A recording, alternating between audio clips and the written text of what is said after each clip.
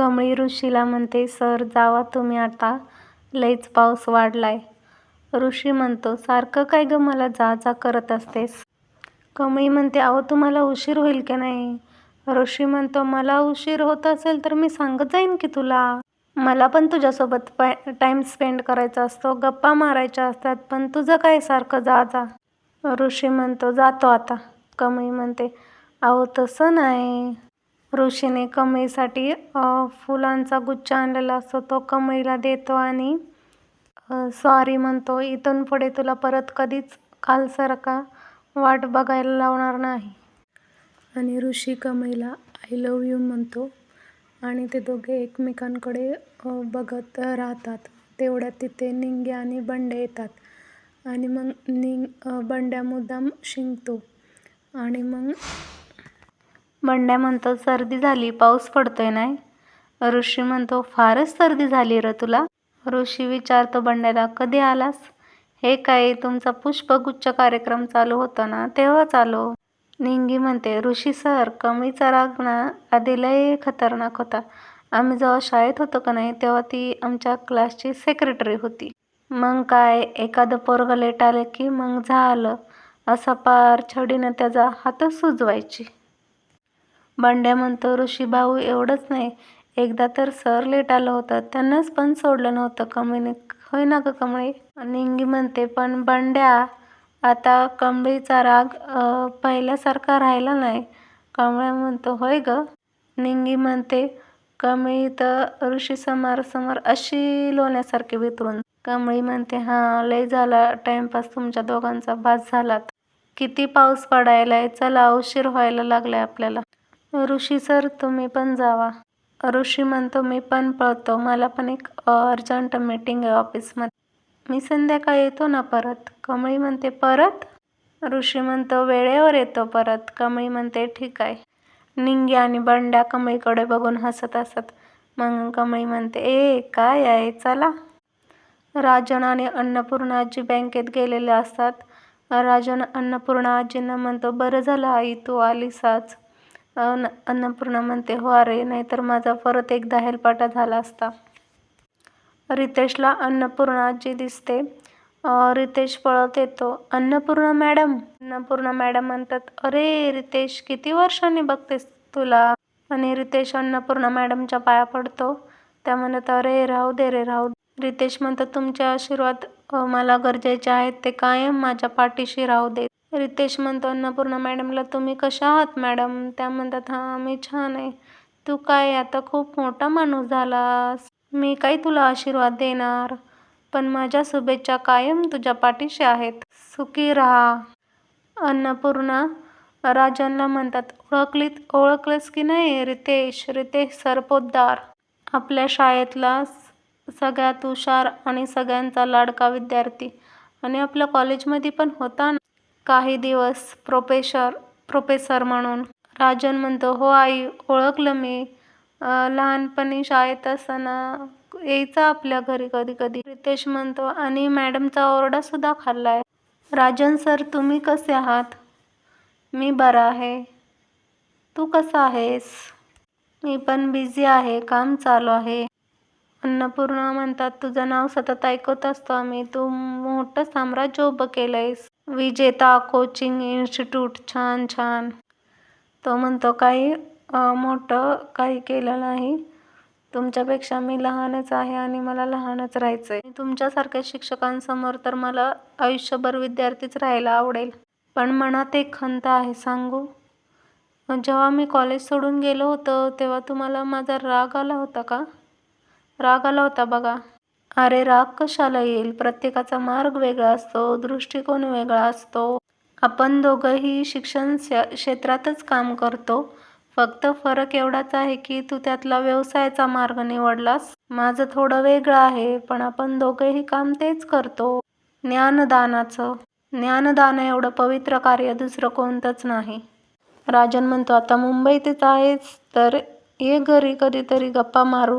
आता थोडंसं निवांत चालू आहे. मी कॉलेज सोडून जे गेलो ना ते विजेता कोचिंग क्लासेस चालू करण्यासाठी. आतापर्यंत महाराष्ट्राबाहेरच फिरत होतो, आता इथेच 51वी ब्रँच चालू करत आहे. आता येईल नक्की घरी.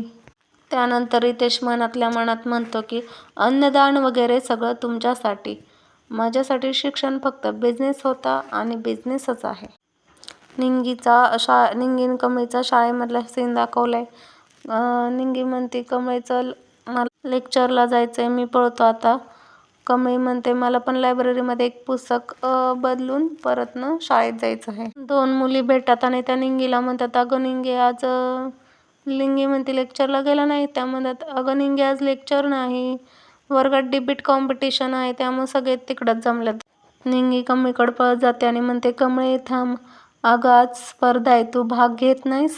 निंगी म्हणते अगं नाही ग, मला कुठं वेळ आहे, तुला म्हणलं का नाही अगं पुस्तक बदलायचं आणि शाळेत जायचं. निंगी म्हणते अगं कमळे तू स्पर्धेत नाही म्हणजे मग काय रंगत येणार आहे त्या स्पर्धेला? कमळी म्हणते अगं निंगे काय खोळ्यासारखी करायलीस, तुला म्हणलं का नाही मला नाही भाग घ्यायचा, मला जायचंय तिकडं शाळेत. निंगी आणि काय येते तिथं आणि निंगी म्हणते तिला ए बदका चल बाजूला हो, आम्हाला क्लासला जायचं आहे. आणि का म्हणते ए निंगू पिंगू माइंड युअर लँग्वेज. आणि काय गं कमळी कॉम्पिटिशनमध्ये पार्टिसिपेट का करत नाही, मला घाबरलीस की काय? कमळी म्हणते आणि का मला काय घाबरायची गरज आहे तुला, माझ्याकडे वेळ नाही. आणि का म्हणते वेळ नाही का रियालिटी बोलायची हिंमत नाही, मला घाबरलीस का? आणि का म्हणते इट्स ओके, तू घाबर नाही तर नको घाबरू, पार्टिसिपेट मी करून फर्स्ट तर मीच येणार आहे. निंगी म्हणते कमळे तू आता शाळेत येतच नाही, तुला माहीतच नाही, ह्या माकडीनींनी आणि तिच्या त्या मैत्रिणींनी माझं जगणं मुश्किल करून ठेवलंय. आज तू आलीस का नाही कमळे, मग आज तू त्यासनी तुझा हिसका दाखवूनच दे. तू असला पचका कर की नाही त्यांची परत तोंडवर करून बोलायची हिंमतच नाही झाली पाहिजे. निंगी म्हणते मॅडम कमळीला सुरुवात करू द्या. आणि का म्हणते ऑफकोर्स नॉट, सुरुवात तर मीच करणार. आणि का सुरुवात करते. आणि का लव विषयी इंग्लिशमधून बोलत असते. त्यानंतर ती 2-3 मिनटं बोलते आणि तिचं बोलून झाल्यानंतर ती कमळीकडे बघून म्हणते की असल्या सब्जेक्टवर बोलायला नॉलेज लागतं, बुक वाचायला लागतात, वरून बोलून फक्त लोकांना इम्प्रेस करणाऱ्यांना कसं समजेल आणि तुझ्यासारख्या गावठीला हे कसं कळेल ना, राईट कमळी? मॅडम म्हणतात कमळी नाव इट्स युअर टर्न. नंतर कमळी पण इंग्लिशमधून 2-3 मिनटे लव या विषयावरती बोलते. नंतर ती एंडिंगला म्हणते की प्रेम आपण कोणत्या भाषेतनं व्यक्त करतोय हे केव्हाच महत्त्वाचं नसतं, आपण त्या प्रेमासाठी किती त्याग करतो हे महत्त्वाचं असतं. आपण प्रेमात असताना समोरच्या व्यक्तीची किती काळजी घेतो हे महत्त्वाचं असतं. एखाद्या माणसावर आपण जेव्हा प्रेम करतो तेव्हा आपण कसं दिसतो किंवा किती त्यासाठी त्याग करतो हे महत्त्वाचं असतं. रंग प्रेमाचा हळूवार जपायचा असतो, न सांगता एकमेकांना जपायचं असतं. नातं हे विश्वासानं फुलत जातं, क्षण ना क्षण आठवणीने सजवायचा असतो. नंतर प्रिन्सिपल सर म्हणतात वा वा वा, खरोखर या डिबीचा निकाल लावणं खरोखरच अवघड आहे, पण दोघींनी पण आपापली बाजू आपापले विचार एकदम योग्यरित्या मांडले आहेत.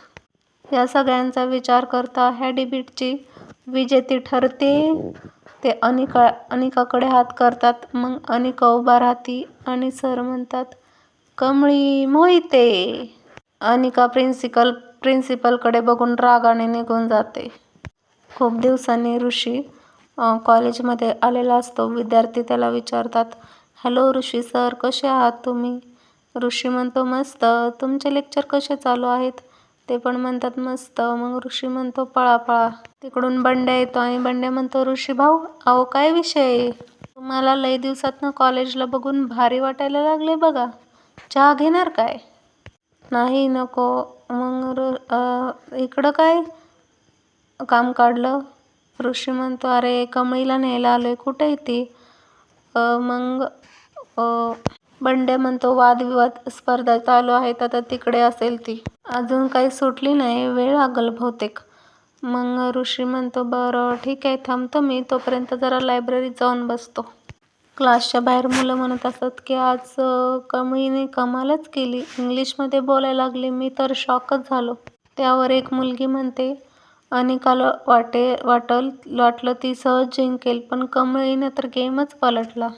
ते मुलगा म्हणतो, हॉनेस्टली कमळीचं पिच जास्त छान होतं, मनाला भिडलं. एक मुलगी म्हणते, अरे कमळीच्या नॉलेजसमोर अनिका म्हणजे झिरोच आहे, झिरो. तिकडून अनिका येते, ती ऐकते आणि त्या मुलीचं केस धरते आणि ती म्हणते, काय बोललीस? अनिका झिरो आहे कमळीसमोर. जस्ट बिकॉज ती डिबेट कॉम्पिटिशन जिंकली तर ती माझ्याहून हुशार आहे. ती मुलगी म्हणते, अनिका प्लीज माझे केस सोड ना. तिकडून एक मुलगा पण म्हणतो, अनिका असं काय करतेस, सोड तिचे केस. अनिका म्हणते, शट अप, माझ्यासमोर तोंड नाही उघडायचं हा. ती माझ्याबद्दल बोलत होती तेव्हा तुम्ही काय करत होता, ऐकत होता ना? दुसरा मुलगा म्हणतो, आम्ही तुझ्याबद्दल काहीच बोलत नव्हतो, आम्ही फक्त कमळीचं कौतुक करत होतो. Exactly that the issue. त्या गावच्याचं कौतुक का करत होते? माझ्यासमोर तिचं कौतुक करणार? इनफॅक्ट माझ्यासमोर काय, ह्या पूर्ण कॉलेजसमोर तिचं कौतुक नाही झालं पाहिजे. इथून पुढे जर का तिचं कौतुक करताना दिसलं ना, एकेकाला कॉलेजमधनं बाहेर काढून टाकेल किराणी आजीला सांगून. मग ती मुलगी सॉरी म्हणून निघून जाते. मग ती म्हणते, अनिका चल निघ इथून. मग ती म्हणते, तुम्ही सुद्धा सगळे लक्षात ठेवा, इथून पुढं तिचं कौतुक नाही झालं पाहिजे. अनिकाची मैत्रीण म्हणते, अनिका जाऊ दे, सोड ना, नको उगाच चिडचिड करत बसू. ती म्हणते, नो, तुला माहिती आहे ना आज काय झालंय? आज माझा इन्सल्ट झाला, अनिका महाजनचा इन्सल्ट झाला. कमळी गावचापने मला हरवलं. मला डिबेट कसं काय केलं तिने? मी कसं काय हरू शकते? त्या गावचापला लेसन शिकवायचंच, तिला धडा शिकवायचाच आहे. अनिकाला वाटतं कमळी ही लायब्ररीतच आहे, त्यामुळे अनिका तिला धडा शिकवण्यासाठी लायब्ररीच्या दिशेने येते. ती लायब्ररी असिस्टंटला जाऊन म्हणते, हॅलो मिस. त्या म्हणतात, आता लायब्ररी बंद व्हायची वेळ झाली, तुमचं जे काही काम असेल ते तुम्ही उद्या या. अनिका म्हणते, लायब्ररी बंद होण्याची वेळ झाली म्हणूनच आली आहे, प्रिन्सिपल सरांनी तुम्हाला बोलवलंय. मॅडम म्हणतात, प्रिन्सिपल सरांनी तुझ्याकडे का निरोप दिला? त्यांना काम असं तर कॉलवरती कॉल केलाच असता ना त्यांनी. त्या म्हणतात, थांब मी विचारते त्यांना. नंतर ती म्हणते, अनिका म्हणते, तुम्ही विसरताय का मी कोण आहे? अनिका महाजन आहे मी, या कॉलेजच्या ट्रस्टीची नात. तुम्हाला माझ्यावर ट्रस्ट नाही? मग मॅडम म्हणतात, ठीक आहे, 10 मिनिटात लायब्ररी बंद होणार आहे, मग लायब्ररी बंद करून मग जाते. अनिकाची मैत्रीण म्हणते, ओ मॅडम, त्यांचं तुमच्याकडे अर्जंट काम आहे म्हणूनच आम्ही आलोय का नाही, जा लवकर तुम्ही. अनिका म्हणते, ठीक आहे, जा तुम्ही, तुम्हाला एवढंच प्रॉब्लेम आहे ना, तर मी काउंटरवर थांबते आणि जेव्हा लायब्ररी बंद करायची वेळ असेल तेव्हा लायब्ररी बंद करून की ऑफिसमध्ये ठेवून देते. ऑफकोर्स हे कॉलेज माझं आहे, तर माझी पण काहीतरी जबाबदारी असेल की नाही? मॅडम म्हणतात, ओके ठीक आहे. तर अनिका म्हणते, तुम्ही तुमचं सगळं टिफिन बॅग सगळं घेऊन जावं, जे काही सामान आणलंय ते, म्हणजे नंतर लायब्ररी मीच बंद करेल.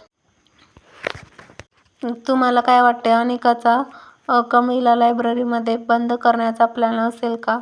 पुढे काय होईल बघण्यासाठी पुढचा एपिसोड नक्की बघा.